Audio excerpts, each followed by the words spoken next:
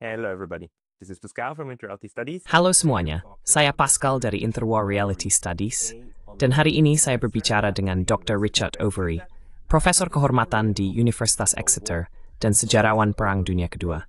Profesor Overy telah menulis banyak buku, dan baru-baru ini menerbitkan karya besar berjudul Reign of Ruin, Tokyo, Hiroshima, and the Surrender of Japan, di mana ia membahas tidak hanya bom atom, tetapi juga konteks yang lebih luas tentang pengeboman udara, situasi militer pada tahun 1945, dan proses politik yang mengarah pada penyerahan Jepang kepada pasukan AS, yang akhirnya mengakhiri Perang Dunia Kedua. Proses penyerahan inilah yang ingin kita bahas hari ini. Jadi, Profesor Overy, selamat datang. So, Professor Overy, welcome. Saya permisi. Oh, thank you very much for taking the time for this. Terima kasih banyak sudah meluangkan waktu untuk ini, karena Anda menulis buku yang luar biasa dan sangat mudah dibaca tentang apa yang terjadi menjelang akhir Perang Dunia Kedua. Di Eropa, sering dilupakan bahwa ada medan perang di Asia, dan sebenarnya, baru setelah Jepang menyerah, tragedi besar ini benar-benar berakhir pada tahun 1945. Apa motivasi Anda menulis buku ini, di mana Anda tidak hanya berfokus pada Hiroshima?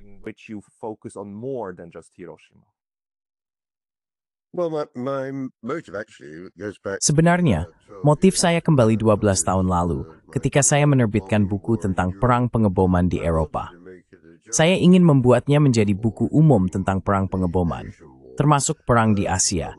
Tetapi editor saya mengatakan bukunya sudah terlalu panjang, dan memang begitu, dan mereka menolak untuk membiarkan saya memasukkannya. Jadi saya sudah melakukan banyak riset, tetapi saya menunggu kesempatan ketika saya benar-benar bisa mewujudkannya dalam bentuk buku. Saya small konimbungitin simpri perangan, dan pengatan telam tubilhaut tempatnya menjadi momen yang tepat. Ini seringiti seras, yang sedig dan yudha, thing wakin out Sith. After the end of the Second World War. Dan menurut Anda, seberapa penting kampanye pengeboman itu? Maksud saya, kampanye tersebut juga dilakukan di Jerman, tentu saja. Dan mereka, dan masih, merupakan bagian yang sangat kontroversial dari Perang Dunia Kedua. Tentu saja ada argumen yang sangat meyakinkan bahwa hal itu diperlukan untuk mengakhiri perang dengan cepat dan memaksa penyerahan blok poros. Tapi apa pendapat, pandangan, dan analisis Anda tentang hal ini? What is your take and analysis on this? Well, the idea was that it would. Nah, idenya adalah bahwa hal itu mungkin akan memaksa pihak lawan untuk menyerah. Dalam kasus Jerman, tentu saja butuh 5 tahun pengeboman. Jadi jelas ini bukan strategi yang cepat. Saya pikir masalahnya, baik di Eropa maupun di Jepang, adalah bahwa yang kita lihat adalah peningkatan kekerasan. Baik di Inggris maupun di Amerika Serikat pada awal perang, ada komitmen kuat untuk tidak melakukan pengeboman yang akan membahayakan warga sipil. Namun seiring berjalannya perang, pembatasan itu secara bertahap dihilangkan. Semakin lama, penekanan lebih pada meraih kemenangan dan menyelamatkan nyawa orang Inggris atau Amerika. Jadi, pengeboman terhadap warga sipil menjadi salah satu bagian dari strategi. Menurut saya, ini adalah isu yang sangat penting, karena peningkatan dan radikalisasi strategi seperti ini sering terjadi dalam peperangan, dan kita perlu memahami alasannya.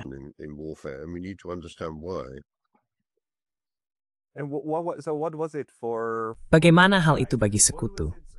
Apa maknanya secara khusus bagi orang Amerika, yang mari kita ingat, baru terlibat dalam Perang Dunia Kedua pada tahun 1941, setelah diserang secara tiba-tiba di Pearl Harbor oleh Jepang? Bagaimana proses bagi AS untuk benar-benar memutuskan, oke, sekarang kita akan melakukan pengeboman secara sistematis, terutama juga di Asia.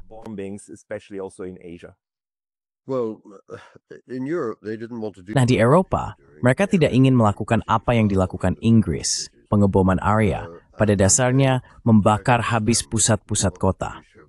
Dan mereka tidak benar-benar mengerti apa yang ingin dicapai Inggris dengan itu.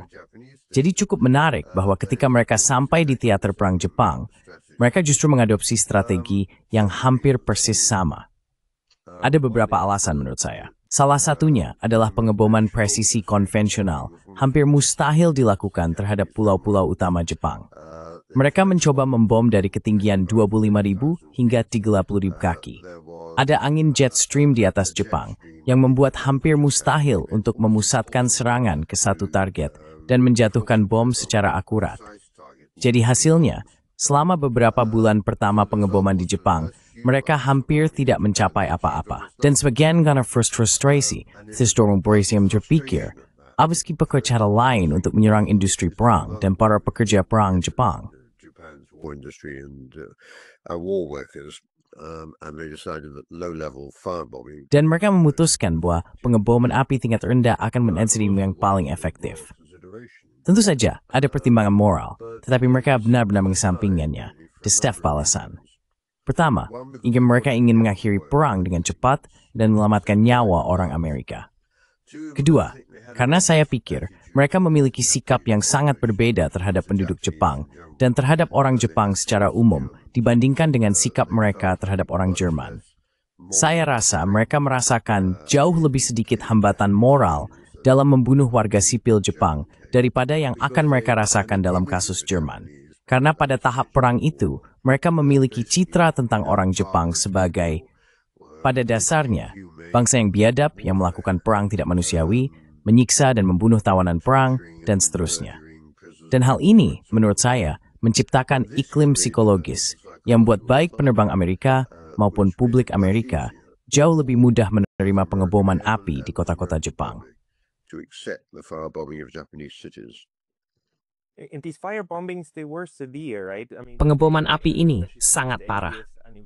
Saat ini, terutama karena bertepatan dengan peringatan 80 tahun pengeboman atom Hiroshima dan Nagasaki, seringkali dilupakan bahwa pengeboman api sendiri menewaskan jumlah orang yang sama banyaknya, bahkan mungkin lebih banyak, terutama di Tokyo, di mana dalam satu malam 100.000 orang tewas di kawasan miskin kota tersebut.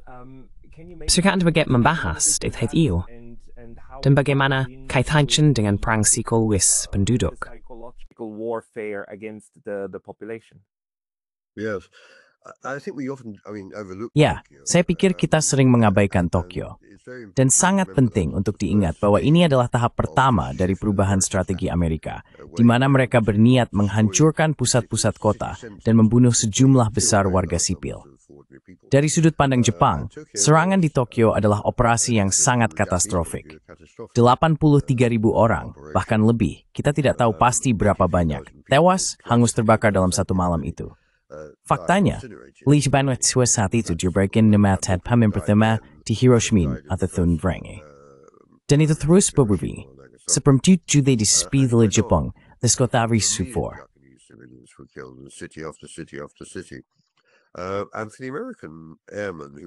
Dan bagi para penerbang Amerika yang memimpinnya, khususnya Jenderal Curtis LeMay, ia yakin bahwa beberapa bulan lagi pengeboman akan menghancurkan hampir seluruh wilayah perkotaan di Jepang.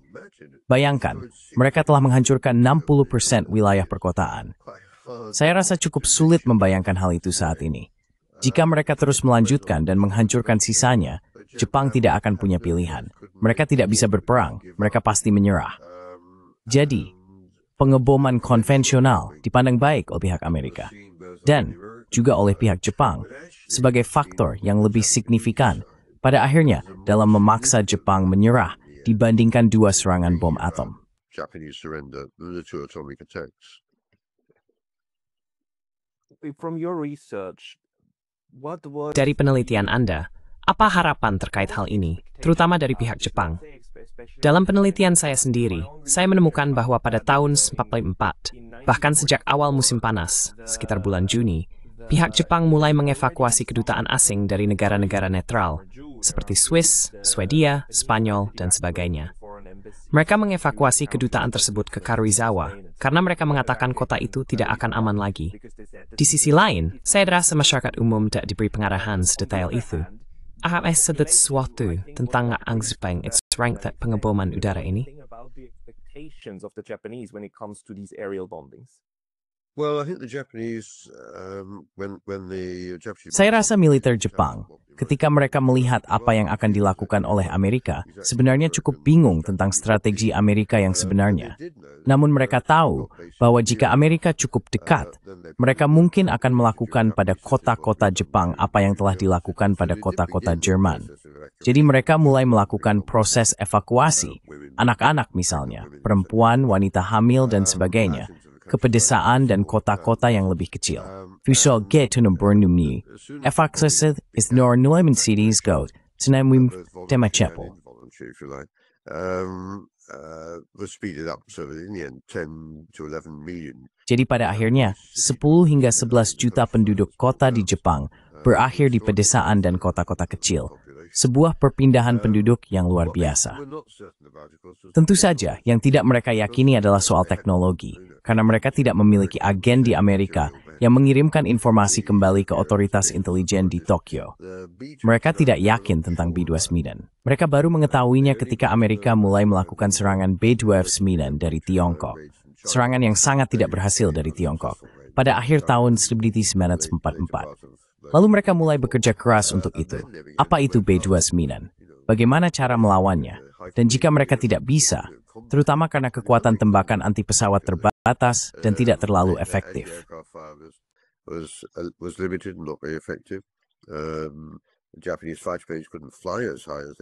Pesawat tempur Jepang tidak bisa terbang setinggi B-29. Jadi sebenarnya, dalam arti tertentu, mereka hanya mengangkat bahu dan menunggu untuk melihat apa yang akan terjadi. Dan tentu saja, hal yang menyedihkan adalah tidak banyak pertahanan terhadap B-29 yang melakukan pengeboman di malam hari datang dari ketinggian rendah. Pesawat tempur ringan Jepang sangat tidak efektif. Sebagian besar kerugian di pihak Amerika disebabkan oleh cuaca, kerusakan teknis, kecelakaan, dan sebagainya, bukan karena perlawanan Jepang. Jadi, ya, Jepang sadar bahwa hal ini akan terjadi. Mereka mengambil beberapa langkah, tetapi sebenarnya sangat sedikit langkah yang bisa mereka ambil untuk benar-benar mengurangi apa yang sudah menjadi tekad Amerika.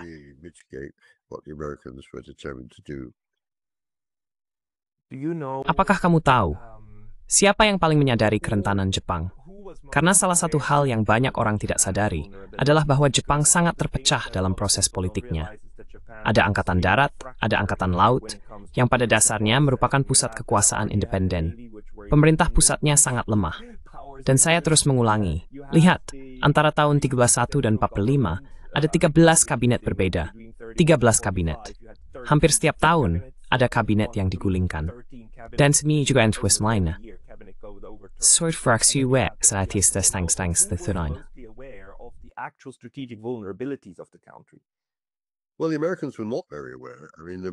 Ya, orang Amerika sebenarnya tidak terlalu menyadari. Maksud saya, ada orang-orang di Departemen Luar Negeri yang memiliki pengalaman di Jepang, dan yang memang mencoba memberikan gambaran mengatakan, lihat, kalian sebenarnya tidak benar-benar memahami politik dan budaya Jepang. Namun, ada perasaan kuat, terutama di kalangan militer, setelah bertahun-tahun berperang di Pasifik, melawan apa yang mereka anggap sebagai musuh fanatik, bahwa penduduk Jepang bersatu dalam fanatisme mereka, dan bahwa mereka akan terus melawan sampai akhir, bahkan secara bunuh diri hingga ke pulau-pulau utama. Dan itu berdampak buruk, karena berarti orang Amerika harus mencari cara untuk bisa membuka kunci fanatisme itu, dan sebagainya. Namun seperti yang Anda katakan, faktanya justru sebaliknya. Ada perpecahan mendalam di dalam elit politik. Perpecahan mendalam antara Angkatan Darat dan Angkatan Laut. Numberman, antara begbagyu dan had toilet. Dan morgi toit brace, it's mogorot.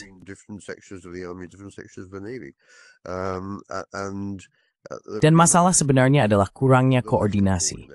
Satu-satunya faktor di tahun 45 yang paling penting bagi Amerika tentu saja adalah keputusan dari sebagian pimpinan militer Jepang bahwa mereka akan bertempur dalam pertempuran terakhir di pulau-pulau utama, sebuah pertempuran bunuh diri. Mereka akan mempersenjatai rakyat. Mereka akan, Anda tahu, mencari cara untuk menghentikan Amerika menduduki Jepang. Dan itulah strategi yang harus dihadapi semua pihak lain dengan sangat hati-hati, termasuk Kaisar. Mereka harus mencari cara untuk mengakhiri perang tanpa membuat marah pihak militer yang sudah bertekad untuk bertempur sampai akhir. Dan saya rasa orang Amerika sama sekali tidak ada cara bagi mereka untuk memahaminya. Mereka tidak punya mata-mata di Tokyo, dan satu-satunya cara yang mungkin bisa mereka lakukan adalah dengan mencegat pesan radio. Tapi sebenarnya, Ralph itu cuma nong enggi sedikit. At this level, there was nothing to intercept. But the frustrating part is that the war Tapi yang membuat frustrasi adalah bahwa ada beberapa orang, dan saya akan mengatakan yang paling utama adalah Duta Besar Joseph Grew, yang bertugas selama 10 tahun di Jepang. Lalu, ketika dia dievakuasi pada tahun 42, dia menjadi Wakil Menteri Luar Negeri di AS. Dia adalah kepala dari apa yang disebut Japan Hands, bukan? Orang-orang yang benar-benar memahami bagaimana proses politik bekerja. Dan mereka terus mengatakan, lihat, anti-miet song is pangs, bahwa merenat widaf tingkishar. Dan B, if you calls me straw with an louts, darises, and then chat to count kabinet. sure that the Navy and the Army don't collapse the cabinet, because if either of these two withdraws their Karena jika salah satu dari keduanya menarik menterinya, maka kabinet terpaksa mengundurkan diri, bukan? Jadi keduanya memiliki semacam kendali Damokles, semacam pedang Damokles, atas kabinet. Dan itu adalah hal yang sangat-sangat sulit. Mungkin sekarang kita beralih ke proses meyakinkan Jepang untuk setuju menyerah. Karena hal ini harus dilakukan secara serempak agar berhasil. Bagaimana penilaian Anda tentang hal itu? Proses politik. Uns benar-benar mestain pindat disimramba how cranked into fulthink forward smallwood is SPstic. To make sure that the Navy and the Army subordinate themselves to the political process. Well, of course, there never was a consensus until the emperor. Tentu saja, memang tidak pernah ada konsensus sampai Kaisar mengadakan konferensi kekaisaran terakhir pada malam tanggal 9 Agustus.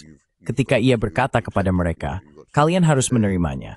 Kalian harus melakukan apa yang saya katakan, yang sebenarnya merupakan posisi yang tidak konstitusional, seperti yang Anda tahu. Setelah itu, Angkatan Darat dan Angkatan Laut kurang lebih harus menerima apa yang dikatakan Kaisar. Tapi sebelum itu ya, proses politiknya sangat sensitif. Kaisar menyadari betapa sensitifnya situasi tersebut. Konoe dan politisi sipil lainnya juga menyadari bukan hanya betapa sensitifnya, tetapi juga bahwa suatu hari nanti mereka bisa saja berakhir dengan dibunuh. Dan memang, banyak asisten Konoe yang ditangkap oleh apa yang disebut polisi pemikiran pada awal tahun 95 dengan tuduhan pesimisme kekalahan. Jadi ini memang isu yang sangat sensitif. Angkatan Laut pun terpecah.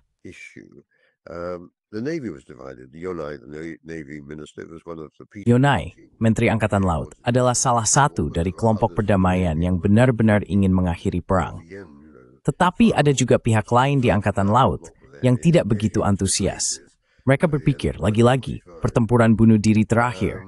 Tidak ada gunanya bertempur sampai akhir tahun 1945. Tapi ya, maksud saya bagaimana mereka mengatasinya. Dan cara mereka mengatasinya tentu saja, seperti yang Anda tahu, adalah pada bulan Juni, Kaisar berkata terutama kepada kelompok perdamaian, lihat, kita harus menemukan jalan. Kita harus menemukan jalan.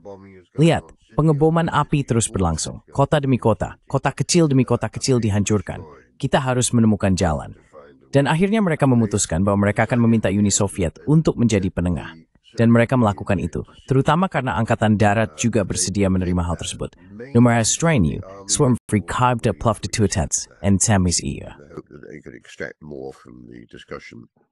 Yeah, but they were trying to get the Soviet Union. Ya, tapi mereka mencoba menghubungi Uni Soviet, yang dengan Jepang memiliki fakta netralitas yang dibuat pada April 1941. Mereka mencoba melalui Uni Soviet dan mencapai negosiasi damai, meminta Soviet menjadi mediator untuk benar-benar mengadakan negosiasi damai. Tapi justru itulah yang ditolak oleh sekutu.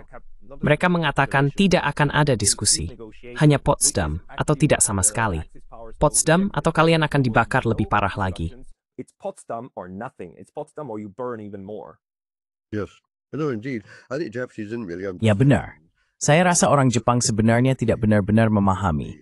Dan ini cukup menarik jika melihat catatan sejarah, bahwa mereka tidak pernah benar-benar mengungkapkan apa yang mereka harapkan dari campur tangan Soviet.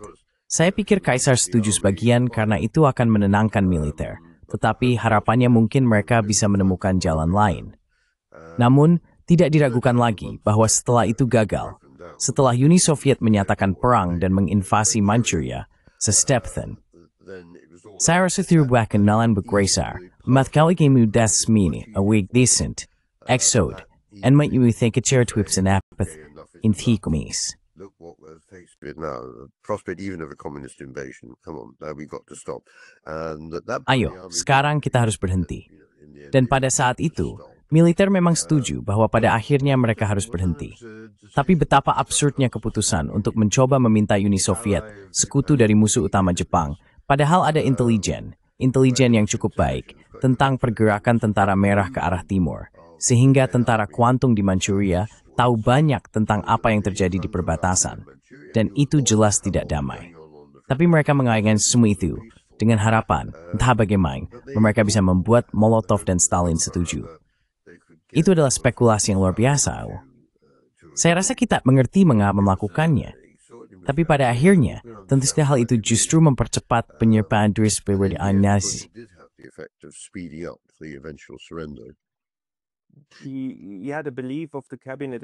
Ya, keyakinan kabinet, terutama di tingkat politik, terhadap kekuatan perjanjian netralitas, yang seharusnya masih berlaku selama 1 tahun lagi, cukup kuat. Dan instruksi kepada Duta Besar Jepang di Moskow juga jelas. Dia berkata, tidak mungkin kita bisa membuat melakukan apa yang kita inginkan. Namun Kementerian Luar Negeri mengatakan kepadanya, terlepas dari keyakinan pribadimu, kamu harus membantu kami agar Stalin mau campur tangan demi kepentingan kita. Jadi sebenarnya, ada kekurs yang sangat-sangat kuat Rusia terhadap Soviet untuk menepati janji tertulis mereka sejak pas bukan? To their written promise in 41, wasn't there? Yes, I mean, of course, they'd already said they were not going to. Ya, maksud saya tentu saja, mereka sudah mengatakan bahwa mereka tidak akan memperpanjang Fakta Non-Agresi sejak 1946, yang sekali lagi merupakan sinyal jelas kepada Jepang bahwa Anda tahu, sangat segera Uni Soviet akan menjadi musuh mereka. Saya pikir yang harus kita sadari ada bahwa pada minggu pertama Agustus itu, bahkan sebelum Hiroshima dan seterusnya, ada banyak kebingungan di kalangan elit Jepang. Mereka benar-benar tidak tahu harus mengambil langkah kemana. Mereka memiliki harapan yang aneh, mungkin berharap pada Uni Soviet. Hirohito tahu bahwa Jepang tidak bisa dipertahankan dengan baik. Semua bukti menunjukkan bahwa ekonomi perang Jepang sedang runtuh. Bagaimana dia akan menyatukan Partai Perdamaian, Angkatan Darat, dan Angkatan Laut?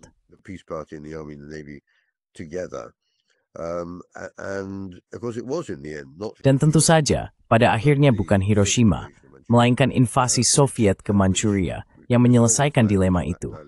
Ada banyak kebingungan pada minggu pertama atau lebih, dan juga kebingungan setelah Hiroshima. Tidak ada yang benar-benar tahu apa itu. Apakah itu bom atom? Jika iya, apa artinya? Laporan tentang hal ini baru tiba jauh kemudian. Setelah faktanya, Kaisar sudah membuat keputusannya. Jadi saya rasa kita harus melihat situasi Jepang pada awal Agustus, bukan sebagai, Anda tahu, kami bertekad untuk bertempur, lalu Rusia datang, oh tidak, kami menyerah. Tetapi sebaliknya, kami sedang berusaha mencari cara untuk mengakhiri perang. Kami berjuang melewati kekacauan politik, kekacauan diplomatik, agar kami bisa melakukannya. Dan invasi Soviet memungkinkan mereka melakukannya. Saya tidak berpikir kita bisa berargumen bahwa Hiroshima adalah hal yang menentukan. I don't think that we can argue that Hiroshima was the decisive thing. I agree with you. Conventional wisdom has it. Saya setuju dengan Anda. Kebijaksanaan konvensional mengatakan bahwa Hiroshima begitu dahsyat dan tak terbayangkan, sehingga membuat Jepang terpengaruh. Namun juga dari bacaan saya, argumen saya adalah, dan saya ingin bertanya apakah Anda setuju, argumen saya adalah bahwa Hiroshima, pertama dan terutama, menjadi alasan yang nyaman bagi Kaisar dalam pidatonya. Karena ia bisa mengatakan, kita kalah oleh kekuatan teknologi yang lebih unggul. Namun, alasan militer yang sebenarnya berubah karena Uni Soviet. Itulah yang meyakinkan Angkatan Darat dan Angkatan Laut bahwa sekarang mereka akan membongkar Jepang, dan negara itu akan dipecah belah. Namun, dari sudut pandang pidato publik, propaganda kepada rakyat mereka sendiri, Kaisar bisa dengan sangat mudah mengatakan, sayang sekali, kita kalah oleh teknologi yang lebih baik. Karena itu ada dalam rekaman, itu ada dalam catatan emas. Jadi, possessive bravery fregat sality. It was, yeah. How do you see that? That was only in the recording. It wasn't in either of the. Itu hanya ada dalam rekaman. itu tidak ada di salah satu konferensi kekaisaran pada 10 Agustus maupun yang pada 14 Agustus. Jadi menurut saya, itu cukup signifikan. Faktanya, dia lebih banyak merujuk pada pengeboman konvensional yang telah menyebabkan lebih banyak kerusakan dan terus menimbulkan kerusakan sepanjang 2 minggu pertama bulan Agustus. Jadi pada serangan terakhir, sebenarnya dia bisa meminta Jepang untuk benar-benar menyerah. Dan ya, menurut saya itu memang memudahkan siaran kepada rakyat Jepang, karena dia membutuhkan sesuatu untuk meyakinkan rakyat Jepang yang telah menerima pesan-pesan yang sangat beragam sepanjang tahun 1945. Kita menang, kita kalah. Inilah sesuatu yang bisa dia katakan kepada mereka, yang akan mereka pahami, dan itu akan membenarkan keputusan-keputusan yang harus dia ambil.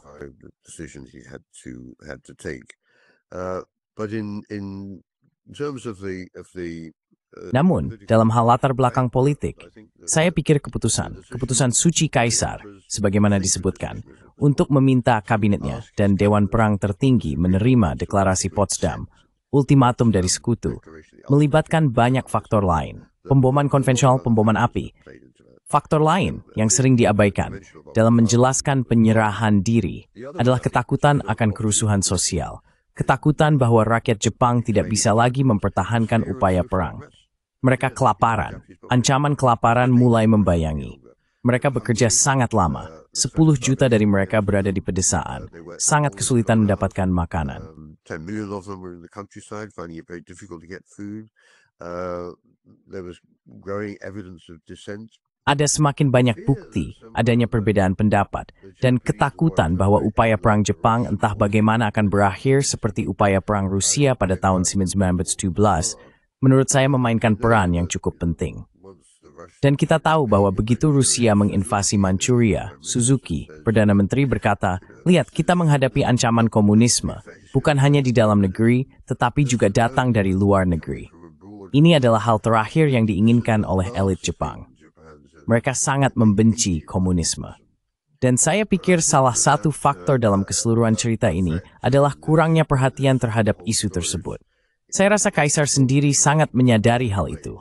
Sangat menyadari bahwa rakyatnya kemungkinan besar tidak akan mampu mempertahankan upaya perang ini lebih lama lagi.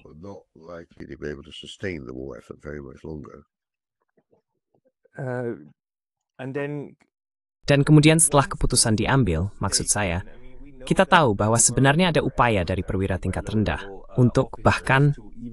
Jadi yang terjadi adalah Kaisar merekam suaranya sendiri di sebuah piringan yang kemudian akan diputar, bukan? Dan itu sendiri sudah sangat luar biasa, karena sebelumnya suara Kaisar belum pernah terdengar di radio. Dan kita tahu bahwa setelah rekaman itu, ada perwira yang mencoba melakukan kudeta istana dan berusaha mendapatkan rekaman itu untuk menghancurkannya. Karena mereka berkata, kita harus melindungi Kaisar dari pengaruh jahat para pendukung kekalahan yang telah menangkapnya. Kita harus melindunginya dari dirinya sendiri. Tapi untungnya upaya itu gagal. Dan kemudian proses perdamaian benar-benar mulai berjalan dengan cara yang menurut saya sering kita remehkan. Betapa suksesnya penyerahan diri itu dalam hal meletakkan senjata dan menghentikan tembakan. Bisakah Anda menjelaskan sedikit tentang hal itu?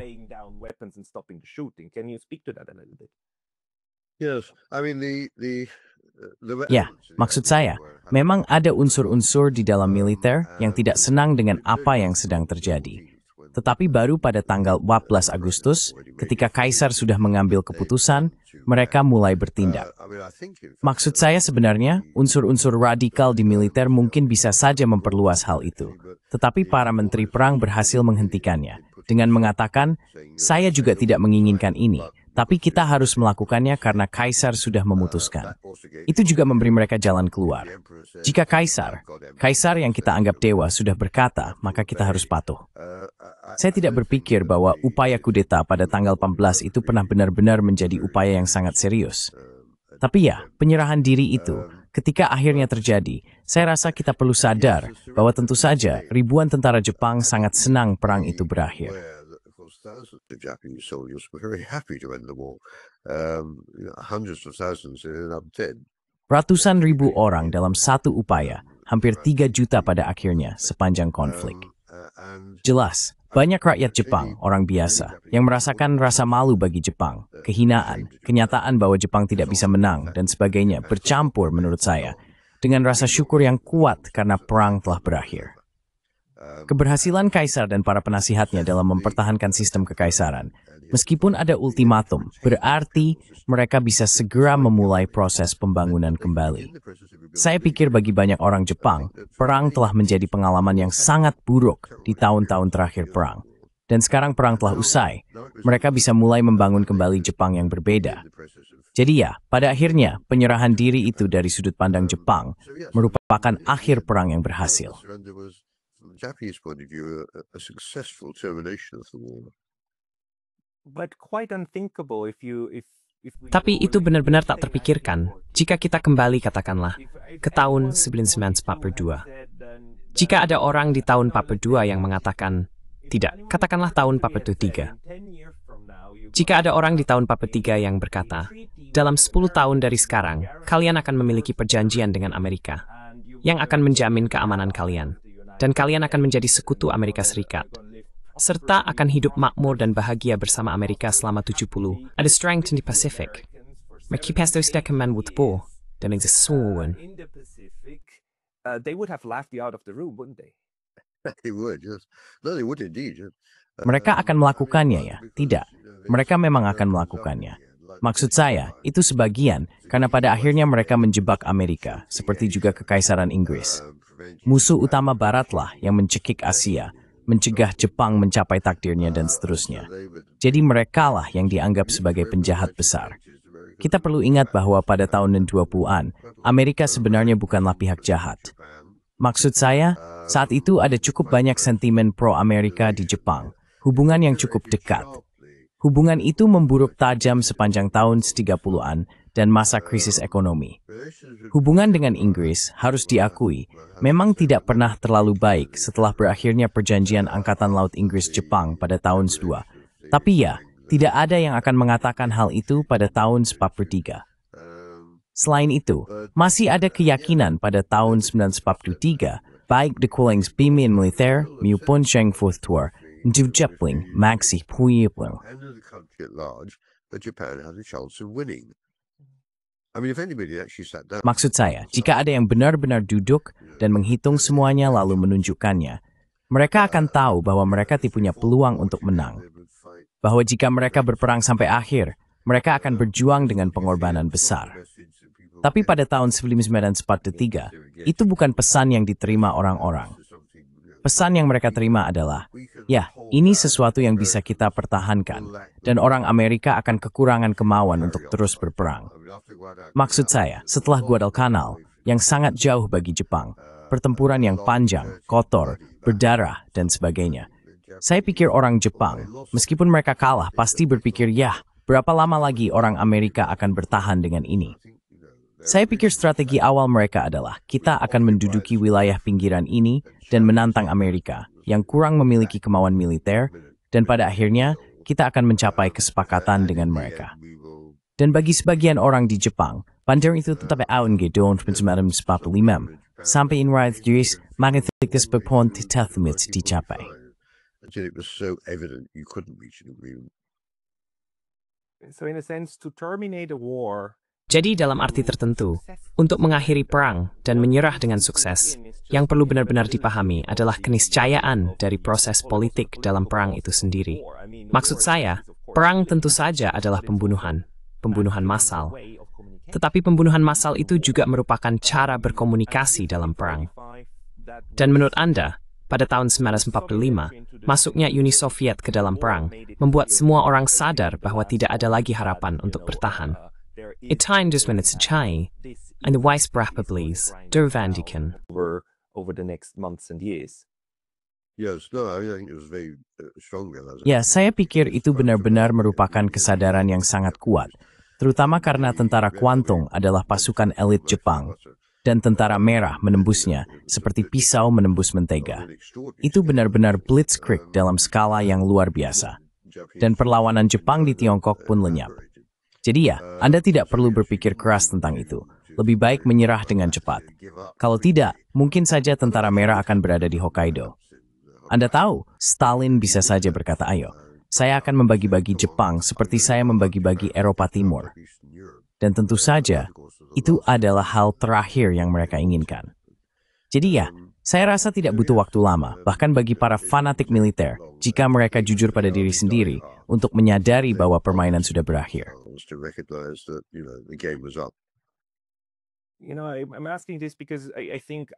Saya menanyakan hal ini karena saya pikir, saat kita berbicara hari ini, 80 tahun setelah proses tersebut, kita sebenarnya sedang menyaksikan upaya lain untuk mengakhiri sebuah perang.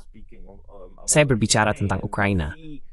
Dan kita melihat betapa sulitnya menciptakan sebuah proses politik di mana semua pemangku kepentingan yang memiliki suara dalam masalah ini dan yang bisa saja campur tangan, bahkan pada tingkat rendah, untuk menggagalkan sebuah perjanjian damai, betapa sulitnya untuk membuat semua orang berada di satu pemahaman yang sama.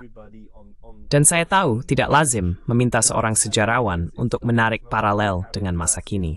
Tetapi apakah Anda punya pemikiran tentang apa yang bisa kita pelajari dari penyerahan Jepang terkait upaya mengembalikan perdamaian di Eropa?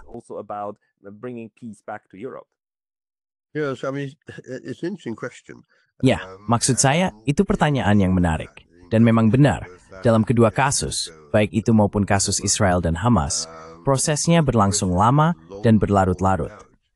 Tekanan militer terus dipertahankan sepanjang waktu, dengan harapan bahwa entah bagaimana Anda bisa mencapai kesepakatan. Dalam kasus ini tentu saja, itu akan menjadi kesepakatan dengan syarat Rusia, atau kesepakatan dengan syarat Israel dan seterusnya. Dan karena, dalam kasus Ukraina, mereka mendapat dukungan dari sebagian besar NATO, proses itu menjadi jauh lebih sulit. Tapi saya rasa itu tidak benar-benar sama dengan apa yang terjadi pada Perang Dunia Kedua.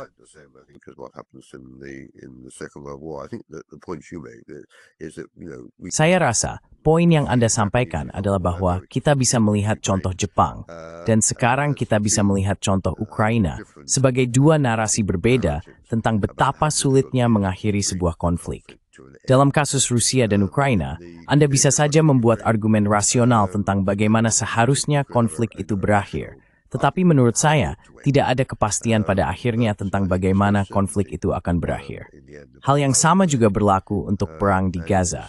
Bahkan sejauh temizeng beteng habiskan seluruh hibs dan mempelajari perang. Like Pragur-Gorgu itu memprediksi apa yang akan sepalin nabis ini seterusnya.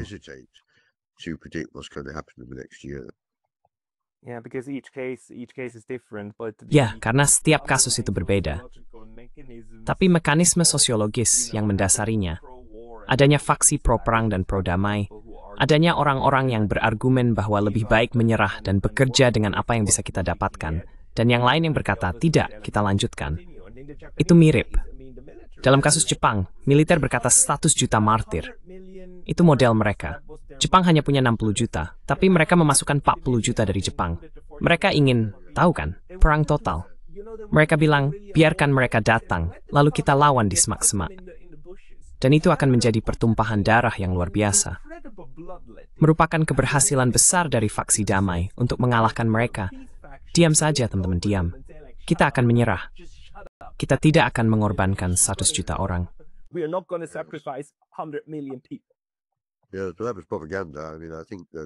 Ya, tapi itu adalah propaganda. Maksud saya pikir Menteri Perang juga sebenarnya benar-benar memahami pada kenyataannya sifat masalahnya.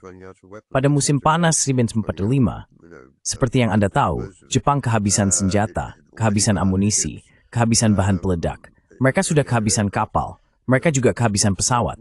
Anda tahu apa yang bisa dilakukan. Dan saya pikir, seandainya Amerika harus melakukan invasi, saya rasa pertempurannya akan jauh lebih sedikit membawa bencana dibandingkan prediksi yang ada saat itu. Jepang akan dikalahkan, dan Honshu serta Kyushu akan diduduki.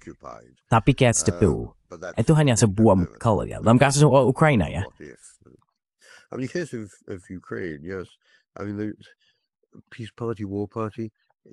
Maksud saya, Partai Perdamaian, Partai Perang, maksud saya, mereka berkomitmen untuk mempertahankan kedaulatan mereka dan menolak hasil dari agresi Rusia demi Putin dengan dukungan kuat, meskipun mungkin belum cukup kuat.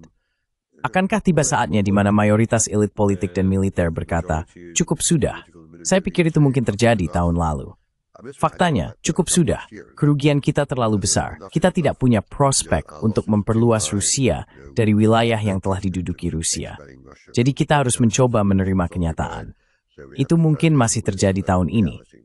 Namun bagi seorang sejarawan, kita tahu sangat sedikit tentang apa yang sebenarnya terjadi di koridor kekuasaan di Kiev atau di Moskow. Ada banyak dugaan dan saran yang sangat baik, tetapi Anda harus menunggu 100 tahun sampai arsip-arsip ini dibuka, dan kita benar-benar bisa memahami proses itu.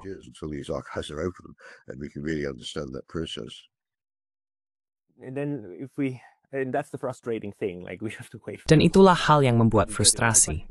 Kita harus menunggu lama sampai kita benar-benar memahaminya. Tapi setidaknya, kita mendapat manfaat dari benar-benar memahami Perang Dunia Kedua dan memahami proses penyerahan diri di Jepang dengan benar.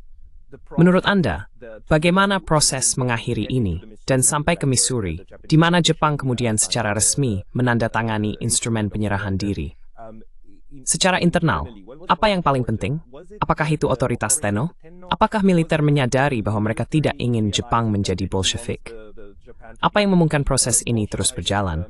Apa yang dibutuhkan dalam sistem politik atau sistem sosiologis untuk memiliki kesatuan guna bergerak menuju penyerahan diri?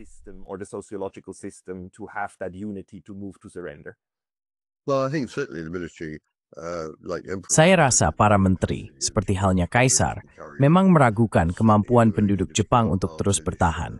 Dan jelas, mereka tidak akan menjadi milisi bersenjata yang berdiri di pantai-pantai mencoba membunuh setiap orang Amerika.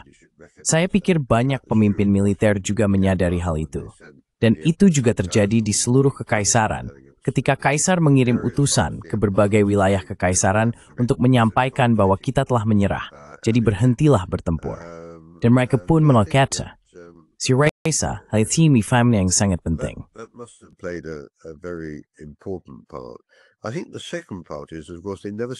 Saya rasa bagian kedua adalah, tentu saja, mereka tidak pernah mengatakan bahwa mereka menyerah.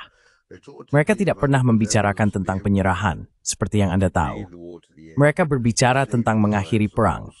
Mereka bahkan membicarakan tentang kebaikan hati Kaisar dalam mengakhiri perang dan menyelamatkan nyawa di semua pihak, dan sebagainya.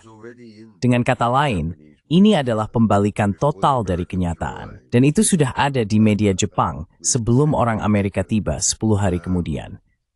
Itu sudah menjadi cerita bagi orang Jepang untuk membantu mereka menghadapi kenyataan bahwa pada dasarnya itu adalah penyerahan diri.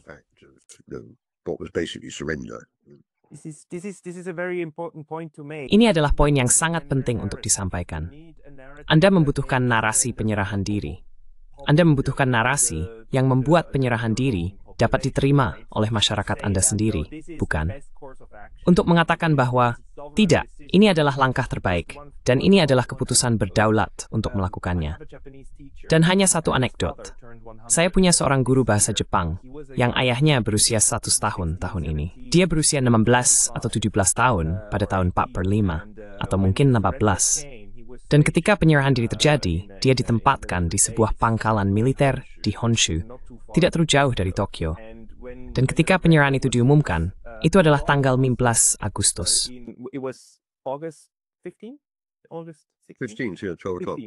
Tanggal 15 Agustus adalah momen ketika semuanya berakhir bagi mereka, dan mereka berpikir, ini sudah selesai. Namun karena instrumen penyerahan diri baru ditandatangani pada 2 September, pasukan sekutu sebenarnya belum menghentikan pengeboman. Mereka terus melakukannya selama 2 minggu lagi, dan markasnya hancur. Dia selamat hanya karena sedang menjalankan tugas di luar markas. Namun bagi rakyat Jepang di lapangan, mereka stammer extremswol na mleithafstro-streng. Individualis spus, stegida membud, ahamitwins perchin, and integrate. Yeah. Okay, this is it. It's over. Ya, pengeboman itu dapat. As Saint Omar Kembrade pada malam bermalas ke-15. See? Di Sukota secara sekelompok. Namun, masih ada target militer yang diserang. Serius? Ya. Saya well tall. Tit choosing the forward. Jill. Kita bisa membicarakan hal ini secara terpisah. Ceritanya adalah bahwa markas tersebut dihancurkan antara 15 Agustus dan 2 September di daratan utama. Namun bagaimanapun juga, intinya bagi pihak Jepang, begitu hal itu disiarkan kepada mereka, semuanya sudah berakhir.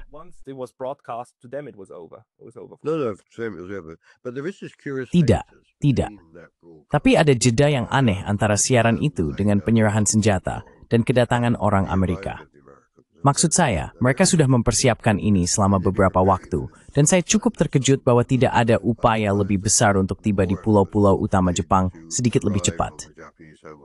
Karena berbagai hal terjadi. Ada gerakan di antara angkatan bersenjata yang mengatakan, tidak, kami tidak akan menyerah, kami tidak menerimanya, kaisar berbohong, dan sebagainya. So, Oasis nemlitsiknin merford or fall. Oasis gerif that time, and as nui tatigani or iri tubim pesawat. Para kami case their turn in mean thing can set it ibat I think ben and meanwhile. Destroy the planes as they arrived, etc., etc. And all of this, and as I said, Dan semua ini, seperti yang saya katakan, sebuah program media yang sepanjang waktu menekankan bahwa perang telah berakhir karena kebaikan hati kaisar, bukan karena mereka tidak bisa memenangkannya. Pihak sekutu mengatakan, hentikan. Dan saya pikir bagi banyak orang Jepang, narasi itu tetap ada.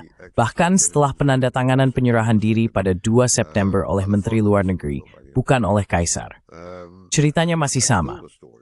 Entah bagaimana perang berakhir, bukan karena Jepang kalah, tetapi karena Jepang memutuskan bahwa pengorbanan untuk terus berperang tidak sepadan bagi semua orang. Pendekatan psikologis ini terbukti sangat berguna bagi Jepang setelah penyerahan diri yang sebenarnya. Pertama, hal itu memungkinkan mereka memulai proses pembangunan kembali dengan sangat cepat. Dan kedua, hal itu memungkinkan mereka tentu saja untuk tidak lagi melihat Amerika sebagai musuh biadab, memerinik dimnain squall. Sebuah narasi yang bagus, sebuah cerita yang baik, benar-benar sangat berpengaruh, bukan? Memang begitu. Tidak, saya rasa dalam kasus ini, dalam kasus ini benar-benar sesuai dengan budaya Jepang. Karena mereka tidak akan mengatakan, aduh, kami menyerah. Ini sangat berbeda di Jerman. Di Jerman, penyerahan itu mutlak. Tidak ada pertanyaan. Setiap meter persegi Jerman diduduki. Beberapa orang Jerman yang masih bertempur sampai mereka benar-benar tidak bisa lagi. Dan setelah itu selesai, kalian telah menyerah. Dan Anda tahu, tidak ada orang Jerman yang meragukan bahwa mereka telah dikalahkan secara besar-besaran. Tapi kita harus ingat, tentu saja, bahwa Jepang masih menguasai sebagian besar wilayah kekaisarannya pada Agustus 1945. Bahwa tidak ada tentara sekutu yang menginjakan kaki di tanah Jepang. Dan Anda tahu, sejauh yang diketahui tentara Jepang, masih ada 5 juta tentara yang siap tempur. Jadi situasinya sangat berbeda dengan di Jerman. Di Jerman, tidak ada narasi alternatif. Di Jerman, narasinya adalah Hitler mengecuakan kami mau hancur. Ini harus melayani sebut Josol.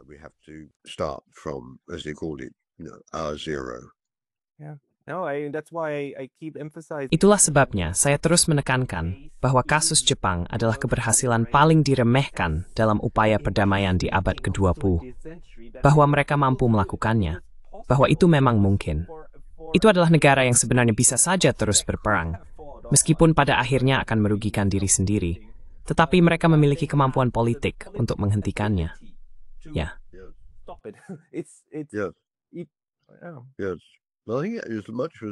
Saya rasa hal itu sangat dipengaruhi oleh Kaisar sebenarnya, yang dengan berani tetap bertahan melalui semua diskusi dan perdebatan ini, dan yang menerima nasihat dari rekan-rekan terdekatnya. Bahwa hanya keputusan suci, keputusan dari Kaisar yang dianggap dewa, yang benar-benar bisa mengakhiri semua ini. Dan dia tentu saja tidak tahu ketika duduk di Dewan Kekaisaran dan mengumumkan hal ini kepada kabinet dan Dewan Perangnya. Dia tidak tahu persis bagaimana reaksi mereka. Yang dia tahu hanyalah dia ingin perang segera berakhir sebelum ada lebih banyak penderitaan bagi rakyat Jepang. Saya tidak berpikir dia terlalu memikirkan penderitaan semua orang yang diduduki Jepang. Dia lebih memikirkan penderitaan rakyatnya sendiri. Dan saya rasa ada begitu banyak tulisan tentang Hirohito, penjahat perang yang tidak pernah diadili, dan seterusnya. Namun sebenarnya, Hirohito adalah sosok yang jauh lebih kompleks. And Aristotle said, dia ini tanda-tanda sangat penting dat never ingin me. Imanin buat penarahan diri, oritor, breks, rofor. Termination of the war possible. Yeah, and just maybe also to clarify, like Ya, dan mungkin juga untuk memperjelas, apapun yang kami katakan di sini bukan berarti kami membenarkan tindakan Jepang dalam perang mereka. Maksud saya, itu sangat brutal. Jepang benar-benar brutal terhadap Tiongkok, terhadap sebagian besar wilayah Asia Tenggara. Kebrutalan perang mereka terhadap negara-negara lain sungguh mengerikan. Namun tetap saja, kesadaran bahwa ada proses-proses yang kemudian dapat mengarah pada pemulihan perdamaian adalah sesuatu yang perlu dipelajari lebih lanjut, bukan? Is something that needs to be studied more, right? Of how to Yes. Mind you, much of the Japanese. Ya. Perlu diingat, sebagian besar penduduk Jepang, bahkan Anda tahu, para politisi, sebenarnya tidak benar-benar memahami apa yang terjadi di dalam kekaisaran. Itu sangat jauh. Kekejaman-kekejaman itu dipicu oleh keadaan lokal dan sebagainya. Dan itulah mengapa begitu banyak perwira Jepang pada tahun 1945 terus menyangkal bahwa Jepang benar-benar bertindak seperti itu. Jadi ada semacam kesenangan komunikasi antara apa yang jadi di garis depan dan apa yang dipikirkan orang-orang di Jepang. Of course. And then again, if you Tentu saja. Dan lagi, jika Anda memberikan senjata dan perlengkapan kepada para pemuda yang setengah kelaparan dan sudah bertahun-tahun tidak bersama keluarga mereka, lalu menyuruh mereka merebut sebuah kota, maka hal-hal mengerikan akan terjadi.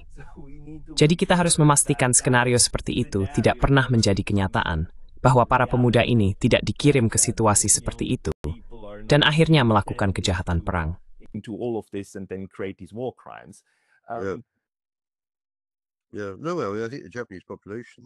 Saya rasa penduduk Jepang, masyarakat sipil di dalam negeri, sangat sedikit mengetahui apa yang sebenarnya terjadi, karena sebagian besar tentara tidak bisa pulang. Tidak ada sistem cuti. Mereka tidak pulang dan berkata, sebenarnya kami telah melakukan hal-hal mengerikan, tapi sebaiknya kami tidak memberitahumu. Mereka tidak melakukannya. Mereka terjebak di luar sana. Dan ya, maksud saya, Anda bisa melihat alasannya. Mereka hidup dalam kondisi yang sangat buruk. Mereka melakukan kekejaman, dan mereka juga diperlakukan secara kejam oleh musuh mereka sendiri. Tapi semua ini terasa sangat jauh dari Jepang. Sementara di Jerman misalnya, situasinya sangat berbeda, karena ini adalah perang di daratan. Tentara pulang dari front timur. Mereka membisikkan kepada keluarga mereka tentang hal-hal yang telah mereka lihat dan lakukan. Orang Yahudi yang mereka bunuh, dan seterusnya. Dan sebagian besar penduduk Jerman benar-benar tahu apa yang terjadi di timur, dan kemudian mengharapkan yang terburuk ketika tentara merah meniup. Di Jepang, proses ini think and skoji. But in Japan, that process doesn't really happen. Yeah. It was a Ya, completely ya. different Lingkungan informasi saat itu juga benar-benar berbeda. Profesor Ofri, ini sangat menarik dan memikat. Saya ingin mengucapkan terima kasih banyak atas semua wawasan yang Anda berikan. Bagi orang-orang yang ingin membaca lebih banyak karya Anda, tentu saja sebaiknya mereka mendapatkan buku Anda terlebih dahulu. Saya akan menaruh tautannya di deskripsi. Rugat ada distant line. Manamang yu tondiment to miskan of artikel, as a siap besruditua thief olids. sporadically publish articles or something where people can follow you? Not really. I'm more Tidak juga. at the moment. Saat ini saya sedang fokus menulis buku. Tahun sebelumnya, saya menulis sebuah buku berjudul Mengapa Perang, yang membahas secara lebih menyeluruh tentang masalah kebencian manusia dan mengapa kita adalah spesies yang begitu suka berkonflik. Setelah membaca tentang Jepang, mereka mungkin ingin mendaklanjuti dan melihat lebih jauh tentang pandangan saya mengenai perang. See a little bit more about what I think about war. That will be fascinating. Itu yang menarik untuk mendiskusikan buku itu juga. Saya akan mencoba mendapatkannya, dan mungkin kita bisa berdiskusi lagi tentangnya. Terima kasih banyak atas waktu hari ini, Profesor Ofri. Professor Obery, that was Ini berdating. Okay. Oke, Nes King. Anambre. Bye.